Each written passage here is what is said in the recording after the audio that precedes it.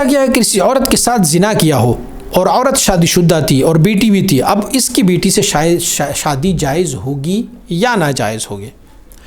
حرمت مصاہرت یعنی ساس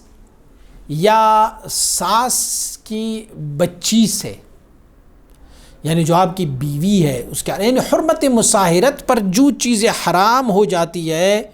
اسی طرح زنا سے بھی وہی چیزیں جو ہے وہ حرام ہو جاتی.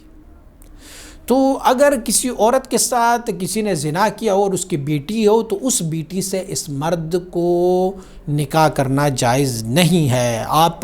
فقہ کی تمام کتابوں کو دیکھ سکتے ہیں اس مسئلے کے لیے، فتاوی ہندیہ دیکھیں، اور مصنف ابن شیبہ نے بھی اس روایت کو ایک ذکر کیا ہوا ہے، دوسری بھی ہمارے فتاوی عالمگیریہ کو دیکھیں، آپ المستخلص کو دیکھیں، آپ الہدایہ شریف کو دیکھیں، آپ